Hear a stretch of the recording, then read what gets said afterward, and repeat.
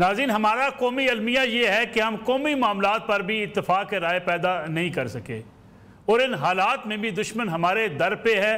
पाकिस्तान के अंदर दहशत गर्दी की लहर को फिर से फैलाने की कोशिश की जा रही है। आज एक बड़ी पेशरफ्त हुई। पाकिस्तान के खुफिया इदारों ने और काउंटर टेररिज्म डिपार्टमेंट सिंध ने एक ऐसा गिरोह पकड़ लिया जिसे राह की सरपरस्ती में पाकिस्तान में लोगों को कत्ल किया जा रहा था। एक फ़र्द का कत्ल होता है बदीन में, जिसके बाद एक दायरा कार वसी कर दिया गया और ये देखा गया कि इस नेटवर्क के पीछे कौन है। एक संजय नामी राह का एजेंट इस पूरे नेटवर्क को चला रहा था। 6 मुलजमान गिरफ्तार कर लिए गए जो पाकिस्तान में टारगेट किलिंग में मुलव्वस हैं। हिंदुस्तान और उसकी एजेंसी राह हमेशा से पाकिस्तान में बदअमनी फैलाने में मुलव्वस रही है। इन हालात में हमारे लिए दहशत गर्दी एक बड़ा चैलेंज है। फिर गैर मुल्की मुदाखलत और एजेंसीज़ का जो किरदार पाकिस्तान में, बलूचिस्तान और खैबर पख्तूनख्वा में है, उस पर भी हम पूरी दुनिया को बता रहे हैं कि किस तरीके से हिंदुस्तान पाकिस्तान में बदअमनी फैलाना चाहता है। दूसरी तरफ सियासी इस्तेकाम की तरफ हमें बढ़ना है। आज बात की जाती है तो ये कहा जाता है कि सियासत नफरत में बदल चुकी है। सियासी जमातें मिल बैठने को तैयार नहीं है, कौमी मसाइल पर बातचीत नहीं की जाती। इन हालात में पाकिस्तान को तरक्की की तरफ हम कैसे लेकर जाएंगे, ये भी आज के प्रोग्राम का मौजू होगा। साथ ही तो छोटे यूनिट बनाने की बात की जाती रही, माजी में भी ये आवाज़ उठी कि अगर हम छोटे सूबे बना लेंगे तो आम आदमी के मसाइल हल होंगे। इसके रास्ते में रुकावट कौन है? क्या छोटे सूबे बनाने से सियासी जमातों को मसाइल होंगे या आम आदमी का मसला इससे हल हो जाएगा? मोहम्मद अली दुरानी साबिक वज़ीर इत्तलात इस पर आवाज़ भी उठाते रहे। अब मियाँ अमर महमूद हों या बैरिस्टर गौहर एजाज साहब हों, वो भी इस पर बातचीत कर रहे हैं कि इस पर डायलाग होना चाहिए, बातचीत होनी चाहिए। इसी मौजू पे आज बातचीत करने के लिए हमारे साथ 2 मुल्क के सीनियर सियासतदान मौजूद हैं। जनाब हुमायूं अख्तर खान साहब किसी तारफ़ के मोहताज नहीं, मुल्क के सीनियर सियासतदान हैं, वफाकी वज़ीर हैं। हुमायूं साहब आपका बहुत शुक्रिया प्रोग्राम में तशरीफ़ लाने का। उनके साथ तशरीफ़ रखते हैं साबिक़ वफाकी वज़ीर इत्तलात जनाब मोहम्मद अली दुरानी साहब, मुल्क के सीनियर सियासतदान हैं। दुरानी साहब आपका भी बहुत शुक्रिया। दुरानी साहब आप चूँकि स्टूडियो में मौजूद हैं, मैं चाहूँगा आपसे प्रोग्राम का आगाज़ किया जाए। पहली बात तो ये कि हिंदुस्तान आज भी पाकिस्तान के खिलाफ साजिशों में लगा हुआ है। राह का एक बड़ा नेटवर्क पकड़ा गया। दूसरी तरफ कौमी मसाइल पर, कौमी इशूज़ पर हम इत्तफाक राय पैदा नहीं कर सके। किसकी कमज़ोरी है? बिस्मिल्लाहिर्रहमानिर्रहीम।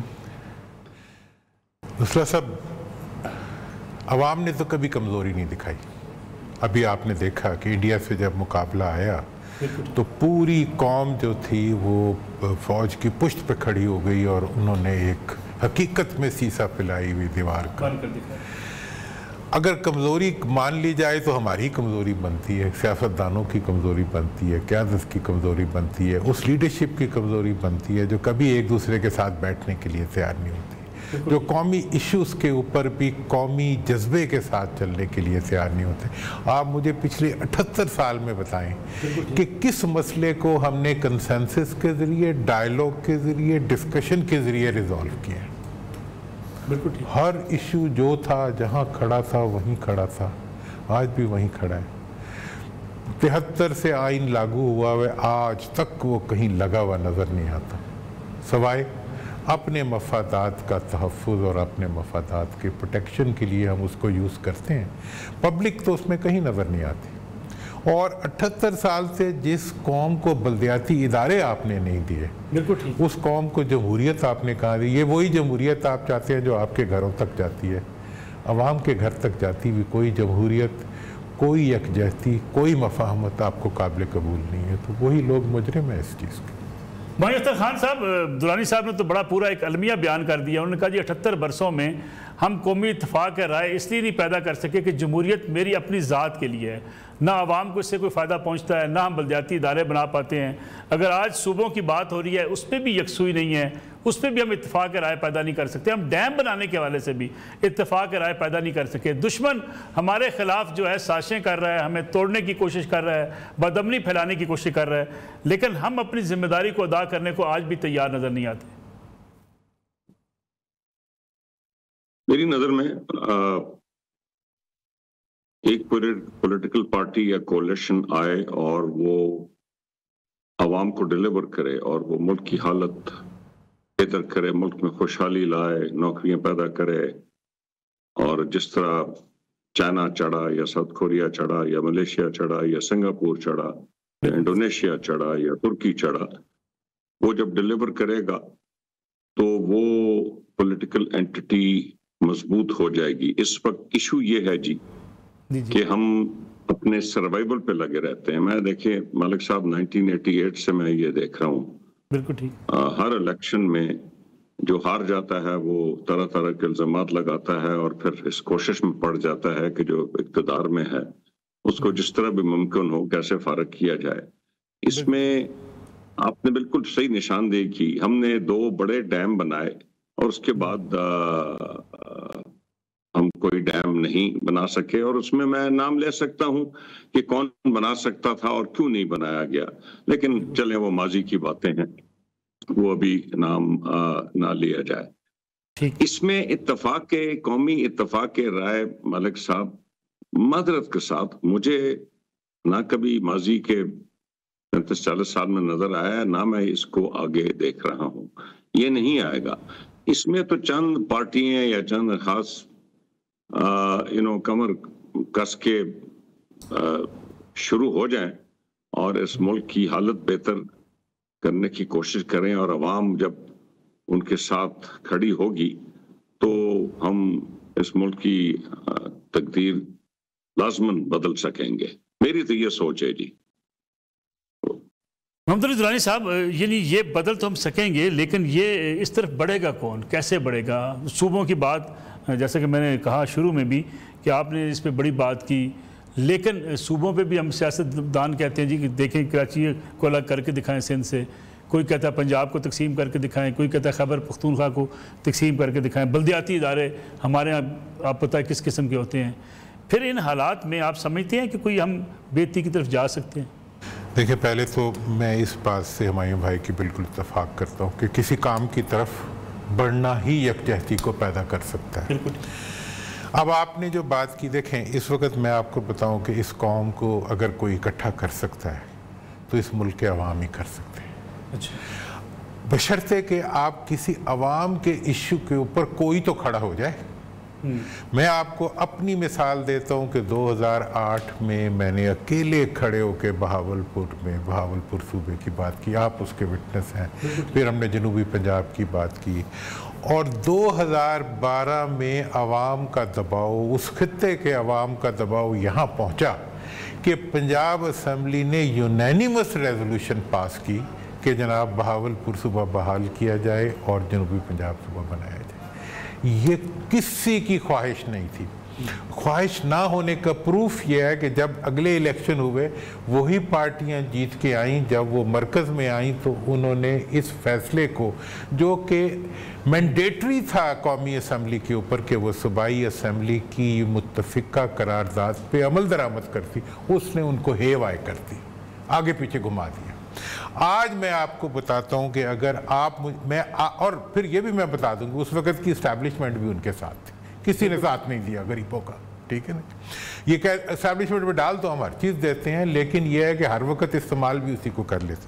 आज मैं ये कहता हूं कि अगर ये फैसला करके मुझे सिर्फ कोई रोके ना, जो लोग सूबों की बात कर रहे हैं उनको कोई रोके ना, अवाम के अंदर जाके उनका केस रखा जाए, अवाम के फ़ायदे रखे जाएं, अवाम की मुश्किलात बताई जाएं।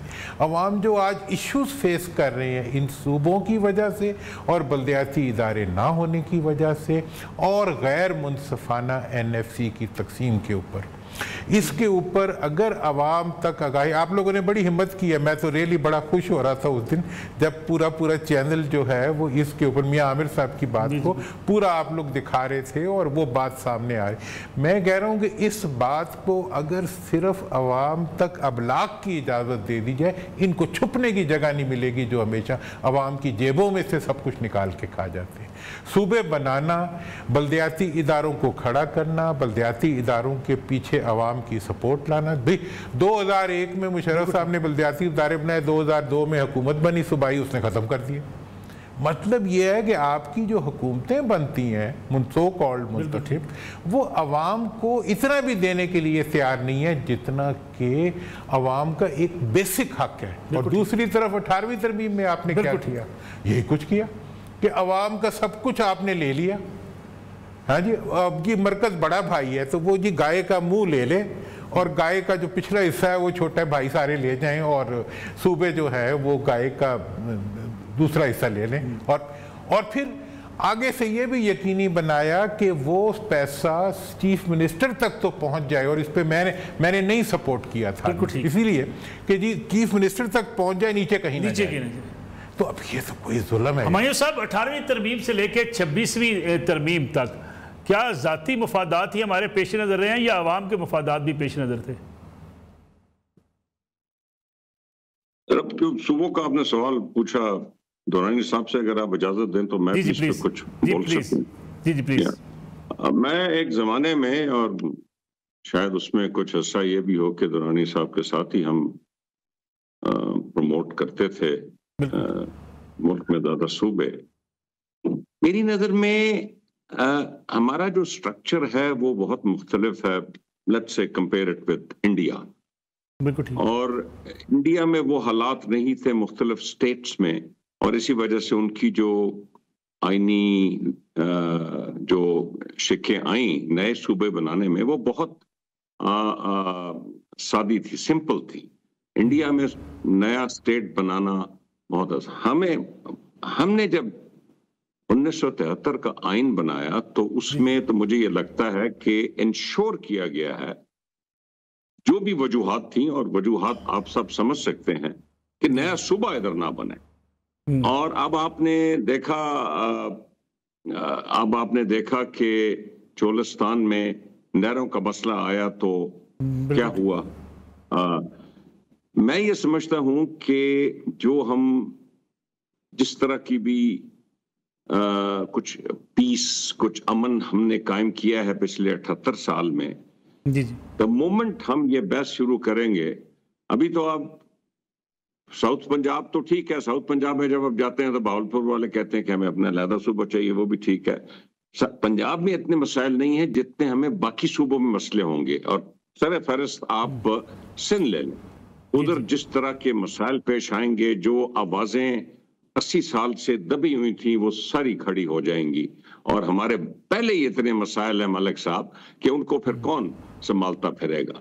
मेरी नजर में जी आईनी तरमीम आप ला सकते हैं, आईनी तरमीम आप कैसे लाएंगे इस वक्त? ओके, कंट्रोवर्शियल होगी, लोग इलेक्शनों पे चले जाएंगे, जी ये इलेक्शन ऐसे हुआ वैसे हुआ। वैसे मैंने तो देखा है 1988 के बाद हर इलेक्शन ही कंट्रोवर्शियल, लेकिन जैसे जैसे इलेक्शन होते जा रहे हैं उनकी कंट्रोवर्सी बढ़ती जा रही है। हमने तो इस मुल्क में यही देखा है। आईनी तरमीम आपको बड़ी भरपूर किस्म की करनी पड़ेगी। एक कोई ऐसा तरीका आइन में अपनाया जाए जिससे कोई बासानी, अगर अवाम चाहती है तो एक नया सूबा बन सके। लेकिन मैं नहीं समझता कि वो आईनी अगर आपने इसकी कोशिश की भी तो मैं समझता हूं कि इस रोलिंग कोalition में ऐसी पार्टियां मौजूद हैं जो कभी नहीं होने देंगी, और आप देखेंगे कि वो लड़ाई मोल लेंगी लेकिन इसको होने नहीं देंगी। मेरा ये अपना एक व्यू है। मैं समझता हूं जी कि आईनी तरमीम लाई जाए, जैसे दुरानी साहब ने फरमाया कि जब लक साहब के जमाने में लोकल गवर्नमेंट थी, बल्कि जो एक नई पौध आई सियासत की वो सारी उन्हीं लोकल गवर्नमेंट से आई।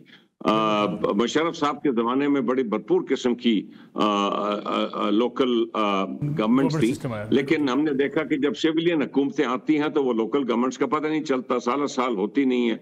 अब हर सुबह अपनी मनमानी कर रहा है, कोई हर अपने इंटरेस्ट के मुताबिक वो लोकल गवर्नमेंट लेजिस्लेशन ला रहा है। उसके बावजूद आईनी तरमीम आनी चाहिए जी कि एक आइन में यूनिफॉर्मिटी पैदा की जाए प्रोविंसेस के लिए, कि जी ये बेसिक स्ट्रक्चर होगा लोकल गवर्नमेंट्स का।